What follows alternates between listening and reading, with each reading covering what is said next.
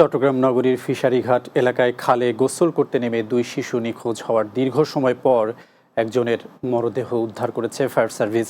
রাজাখালী খালের ২ নম্বর গলির মুখে মরদেহ ভাসতে দেখে স্থানীয়রা পুলিশ ও ফায়ার সার্ভিসকে খবর দেয়। পরে সেখান থেকে মরদেহটি উদ্ধার করা হয়। মরদেহটি চট্টগ্রাম মেডিকেল কলেজের মর্গে পাঠানো হয়েছে। নিখোঁজ অপর শিশুটিকে উদ্ধারে কাজ করছে ফায়ার সার্ভিসের ডুবুরি দল। এর আগে গতকাল দুপুরে খালে ককশিট নিয়ে খেলা করার সময় দুই শিশু ডুবে যায়। ভূমি সংক্রান্ত যে জটিলতা সেগুলো নিরসন করা হচ্ছে বলে জানিয়েছেন ভূমিমন্ত্রী নারায়ণ চন্দ্র চন্দ। সকালে চট্টগ্রামের জিমনেশিয়াম স্মার্ট বাংলাদেশ স্মার্ট ভূমি সেবা ও ভূমি ব্যবস্থাপনা বিষয়ক আলোচনা সভায় কথা বলেন তিনি।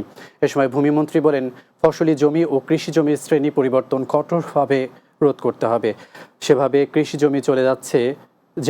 জমি চলে যাচ্ছে 50 থেকে 70 বছর পর আর কোনো কৃষি জমি থাকবে না।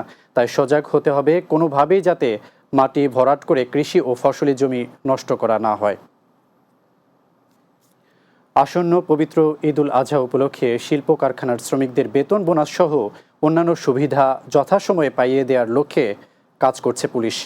এর মধ্যে বেশ কয়েকটি কারখানায় পরিদর্শন করে মালিকদের সঙ্গে মতবিনিময় করা হয়।